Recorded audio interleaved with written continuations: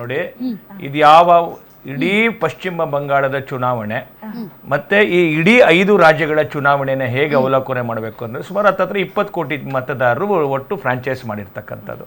ಅದಲ್ಲ ಸರ್, ನೀವು opening remark ಅಲ್ಲಿ ವೆಸ್ಟ್ ಬೆಂಗಾಲ್ದು ಇದು ನಾಗರಿಕತೆಯ ಯುದ್ಧ ಅಂತಂದ್ರೆ ನಾಗರಿಕತೆಯ ಯುದ್ಧ ಅಂತಂದ್ರೆ ಅದಕ್ಕೆ ನಾವು ನಾಗರಿಕತೆಯನ್ನ ಕಳೆದು ನಾವು ಬ್ರಿಟಿಷರಿಂದ ನಾವು ಆಳ್ವಿಕೆಯನ್ನ ಮಾಡಿಸ್ಕೊಂಡು ಸ್ವಾತಂತ್ರ್ಯ ಬಂದು ಸ್ವತಂತ್ರ ಭಾರತದಲ್ಲಿ ಆ ರಾಜರ ಆಡಳಿತ ಕೊನೆಗೊಂಡು ಈಗ ರಾಜ್ಯಗಳಾಗಿ ಇಷ್ಟು ಮುಂದೆ ಬಂದ್ರಿ 75 ವರ್ಷ ಆದ್ರೂ ಇನ್ನು ನಾಗರಿಕತೆಯ ಯುದ್ಧ ಅಂತಂದ್ರಲ್ಲ, ಅದಕ್ಕೆ ಸ್ವಲ್ಪ ಆಶ್ಚರ್ಯ ಆಯ್ತು ಸರ್.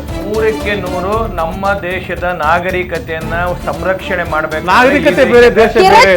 ತಿರುಚಿ ಮತ್ತು ಪೆರಂಬೂರಿನಲ್ಲಿ ತಮಿಳುನಾಡಿನಲ್ಲಿ ತಿರುಚಿ ಮತ್ತು ಪೆರಂಬೂರು 2 ಕ್ಷೇತ್ರಗಳಲ್ಲಿ ವಿಜಯ್ಗೆ ಹಿನ್ನಡೆ. ಸೊ ಇದು ಮುಂದೆ ಫಲಿತಾಂಶವಾಗಿ ಪ್ರಕಟವಾಗುತ್ತಾ? ಐ ಡೋಂಟ್ ನೋ, ಯಾಕಂದ್ರೆ ಇಟ್ಸ್ ಟೂ ಅರ್ಲಿ ಟು ಸೇ.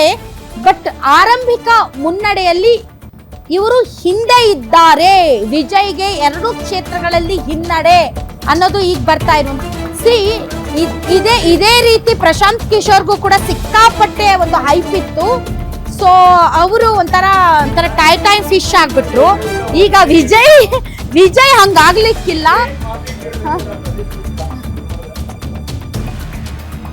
2-3 ಪ್ರಯೋಗಗಳನ್ನ ಬಿಜೆಪಿ ಬ್ಯಾಕ್ ಡೋರ್ ಇಂದ ಕೆಲವೊಂದು ಮಾಡ್ತೀವಿ ಈ ದೇಶದ ರಾಜಕಾರಣದಲ್ಲಿ. ಈ ಆಂಧ್ರ ಪ್ರದೇಶದಲ್ಲಿ ಪವನ್ ಕಲ್ಯಾಣ್ ಪ್ರಯೋಗ ಮಾಡೋದು. ಪವನ್ ಕಲ್ಯಾಣ್ ಜನಸೇನೆ ಮಾಡಿಕೊಂಡು ಆಮೇಲೆ ಅಲ್ಲಿ ಒಂದು ಸಿನಿಮಾ ಒಂದು ಬ್ಯಾಕ್ ಗ್ರೌಂಡ್ ಇಟ್ಕೊಂಡು then they got him to NDA. That's one thing. ಅದೇ ಪ್ರಯತ್ನವನ್ನು TVK ಮೂಲಕ ಮಾಡ್ತಿದ್ದಾರೆ ಅಂತ ನನ್ನ ಗುಮಾನಿ. ಆದರೆ TVK ಕೂಡ ವಿಜಯ್ ಕೂಡ ಒಂದು ಮಟ್ಟದಲ್ಲಿ ಬೆಳೆದು credible face of the people, not credible face on the screen. Credible face of the people ಆಗೋದಕ್ಕೆ ಸ್ವಲ್ಪ ಟೈಮ್ ಬೇಕಾಗುತ್ತೆ, ಸ್ವಲ್ಪ ಇನ್ನು ರಾಜಕೀಯದಲ್ಲಿ ಅವ್ರು ಪಳಗಬೇಕಾಗತ್ತೆ ಒಂದು. ಆಮೇಲೆ ಈ ರೀತಿಯ ಅಡ್ಜಸ್ಟ್ಮೆಂಟ್ ಇದೆಯಲ್ಲ, ಈಗ ಓಪನಿಂಗ್ ರಿಮಾರ್ಕ್ಸಲ್ಲಿ ಇಬ್ಬರು NDA ಮಿತ್ರರು ಹೇಳ್ತಾ ಇದ್ದಾರೆ, ಒಂದು ನಾಗರಿಕತೆ ಯುದ್ಧ ಅಂತಾರೆ, ಇನ್ನೊಂದು ಇದು ಪ್ರಿಡಿಟರ್ಮೈಂಡ್ ಅಂತಾರೆ. ಹೆಂಗೆ ಪ್ರಿಡಿಟರ್ಮೈಂಡ್? ಯಾರು predetermined by Modi government or predetermined by election commission? Predetermined by home?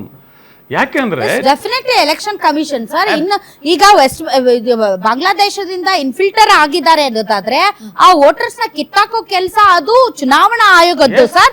That's what ಚುನಾವಣಾ ಆಯೋಗ ಅದನ್ನ ಮಾಡಿದೆ. ಅದು ಇಟ್ಸ್ ನಾಟ್, ಅದು ಒಂದು ರಾಜಕೀಯ ಪಕ್ಷ ಗೇನ್ ಮಾಡ್ಕೊಳ್ಳುವಂತ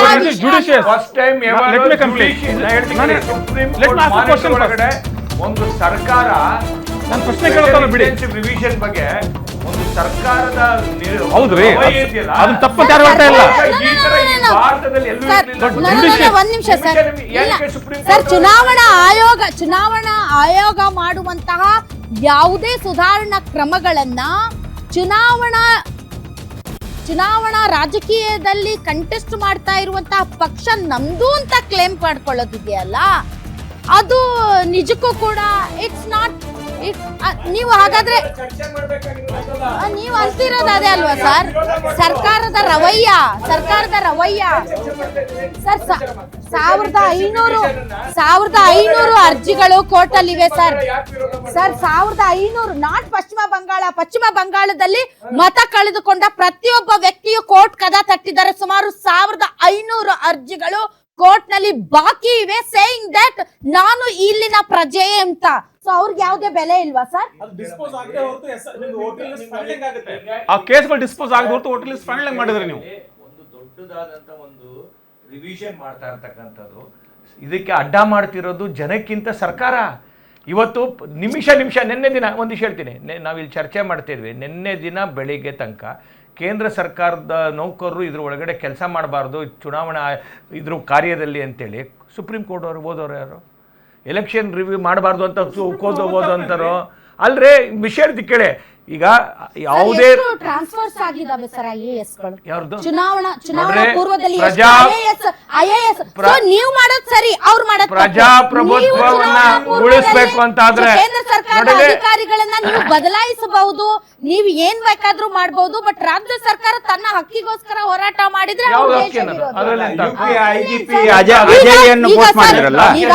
ಇವಾಗ ನನ್ನ ವೋಟ್ ನ ಕಳ್ಕೊಂಡಿದ್ದೀನಿ ಅಂದ್ರೆ it's very important for me. ನಂಗೆ ನಾಳೆ ವೋಟರ್ ಕಾರ್ಡ್ ಸಿಗಲ್ಲ, ನಂಗೆ ರೇಷನ್ ಕಾರ್ಡ್ ಸಿಗೋದಿಲ್ಲ, ನನ್ಗೆ ಯಾವುದೇ ರೀತಿಯಂತ ಹಕ್ಕು ಅಧಿಕಾರಿಗಳು ಇರೋದಿಲ್ಲ, ನನ್ನ ಜೀವನನೇ ಬರ್ಬಾದ್ ಆಗೋಗುತ್ತೆ. ಅಂತಹ ವ್ಯಕ್ತಿಯ ಜನತೆಯ ಪರವಾಗಿ ಒಂದು ರಾಜ್ಯ ಸರ್ಕಾರ ನಿಂತ್ಕೊಳ್ಳುತ್ತೆ ಅಂದ್ರೆ ಅದು ದೇಶ ವಿರೋಧಿ ಹೇಗಾಗುತ್ತೆ ಸರ್? ನಿಮ್ಗೆ ಒಂದು ವಿಷಯ ಕೇಳಿ, ಒಬ್ಬನೇ ಒಬ್ಬ ನಾಗರಿಕ ಈ ದೇಶದ ಪ್ರಜೆ ಇರೋನ್ಗೂ ಕೂಡ ಅವನಿಗೆ ಏನೆಲ್ಲ ಸಂವಿಧಾನದ ಹಕ್ಕುಗಳಿದ್ದಾವೆ ಅದೆಲ್ಲ ಖಾತ್ರಿ ಮಾಡಲೇಬೇಕು. ಖಾತ್ರಿ ಮಾಡಲೇಬೇಕು. ಆದರೆ ಇದರಲ್ಲಿ ಇರ್ತಕ್ಕಂಥದ್ದು ಪಶ್ಚಿಮ ಬಂಗಾಳದ ಒಳಗಡೆ ಲಕ್ಷಾಂತರ ಜನ ಏನು 45 ವರ್ಷಗಳಿಂದ ಏನು ಪ್ರಾಕ್ಟೀಸ್ ಮಾಡಿ ಬಂದಿದ್ರು, ಮೊದಲು ಲೆಫ್ಟ್ ಮಾಡಿದ್ರು ಅದೇ ಕೆಲಸನ ಅದನ್ನ ಪೋಷಿಸೋ ಕೆಲಸನ ಕಾಂಗ್ರೆಸ್ ಮಾಡ್ತು. ಇಲ್ಲಿ ಚರ್ಚೆ ಮಾಡಬೇಕಾಗಿರುವಂತದ್ದು ಈ 5 ರಾಜ್ಯಗಳಲ್ಲಿ ಸರ್ ನೀವು ಸರ್ 10 ಜನರಲ್ಲಿ 1 ನಿಮಿಷ ಸರ್ 10 ಜನರಲ್ಲಿ 5 ಜನ ಜೆನ್ಯೂನ್ ಇದಾರೆ ಅಂತ ತಿಳ್ಕೊಳ್ಳಿ. 5 ಜನ ಐ ಡು ಅಗ್ರಿ. ನಮ್ ರಾಜ್ಯದಲ್ಲಿ 200 ಜನ ನಾವು ವಾಪಸ್ ಕಳ್ಸಿದ್ವಿ. 200 ಜನ ನಾವು ವಾಪಸ್ ಕಳ್ಸಿದ್ವಿ ಇಲ್ಲ ಅಂತ ನಾನು ಹೇಳಲ್ಲ. 10 ಜನರಲ್ಲಿ 5 ಜನ ಇರ್ಬೋದು. ಇನ್ನು 5 ಜನಕ್ಕೆ ನೀವು ಮಾಡೋ ದ್ರೋಹ ಮತ್ತು ಮೋಸ. ಈಗ ಜನ ಮ್ಯಾಂಡೇಟ್ ಈಗ ಕೊಡ್ತಿದ್ದಾರೆ. ಎಷ್ಟೊಂದು ನಿಮ್ ಕೇಸ್ಗಳು ಯಾವ ಬಾಕಿ ಇವೆ. ಹೇಳಿಕೆಗಳಿಗೂ ಜನ ಸರ್, ಸೊಪ್ಪಾಕಿಲ್ಲ. mandate- ಜನ ಇನ್ಯಾವುದಕ್ಕೆ ಒಂದ್ ನಿಮಿಷ ಆದೇಶ ಸರ್. ಕೊಡ್ತಿರೋಂಥದ್ದು. ಸರ್ ಚುನಾವಣಾ ಆಯೋಗದ ಕ್ರಮಗಳು ಅಸ್ಸಾಂನಲ್ಲಿ ಈಕ್ವಲ್ ಇದೆ 10-10. ಇಲ್ಲ ಸರ್, ಎಸ್ ಇಲ್ಲ ಇಲ್ಲ ಇಲ್ಲ ಅಸ್ಸಾಮಲ್ಲಿ ತುಂಬಾ ಮುಂದೆ ಇದೆ ನಾನು ಬಿಜೆಪಿ. ಇನ್ನೂ ನೋಡಿ ನಾನು ಅಸ್ಸಾಮಲ್ಲಿ ಹೇಳ್ತೀನಿ, ತುಂಬಾ ಈ ಬಿಜೆಪಿ ಮುಂದೆ ಇದೆ ಕಳಿಸ್ತಾನೆ ಸರ್. ಇದಾರಲ್ಲ, ಇನ್ನು ಅಸ್ಸಾಮಲ್ಲಿ ಒಂದೊಂದು ತುಂಬಾ ಟಿವಿಲಿ ಒಂದೊಂದು ಫಿಗರ್ ತೋರಿಸ್ತಿದೆ.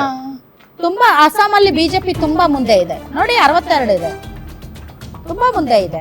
ಅಸ್ಸಾಮಲ್ಲಿ ಅದು ಆ ಟ್ರೆಂಡ್ ಸೆಟ್ ಆಗ್ಬಿಟ್ಟಿದೆ ಅಂತ ನನ್ಗನ್ಸ್ತಾ ಇದೆ. ಅಸ್ಸಾಮಲ್ಲಿ ಟ್ರೆಂಡ್ ಸೆಟ್ ಆಗಿದೆ. ಅದರ್ವೈಸ್ ಪಶ್ಚಿಮ ಬಂಗಾಳ ನೋಡಿ ನೆಕ್ ಟು ನೆಕ್ 100 and 110. ಮತ್ತೆ ಈ ಕಡೆ ತಮಿಳ್ನಾಡಲ್ಲೂ ಕೂಡ ಸಂವಾಟ್ ಒಂದು ಒಂದು ಒಂದು ಒಂದು ಒಂದು ಪಿಕ್ಚರ್ ಸಿಗ್ತಾ ಇದೆ ತಮಿಳ್ನಾಡಲ್ಲಿ. ತಮಿಳ್ನಾಡಿನಲ್ಲಿ ಈ ಟಿವಿಗೆ ಬಂದದ್ದರಿಂದ ಅಪ್ಪ ಡಿಎಂಕೆಗೆ ಸ್ಟಾಲಿನಾ? ಬೆನಿಫಿಟ್. ಓ, ನಾನು Benefit. ಅನ್ಕೊಂಡೆ ಕರುಣಾನಿಧಿ ಅಪ್ಪ ಅಂತ. ಓ, ಅಪ್ಪ ಸ್ಟಾಲಿನ್ ಅಂಡ್ ಪುತ್ರ ಇಬ್ರು ಮುನ್ನಡೆಯಲ್ಲಿದ್ದಾರೆ ಅಂತ. ಹಂಗ ಅಪ್ಪ ಸ್ಟಾಲಿನ್ ಮತ್ತೆ ಮಗ ಇಬ್ರು. ನಾನು ಅಪ್ಪ ಅಂತ ಕರುಣಾನಿಧಿ ಅವ್ರ ಅಂತ ಅನ್ಕೊಂಡೆ.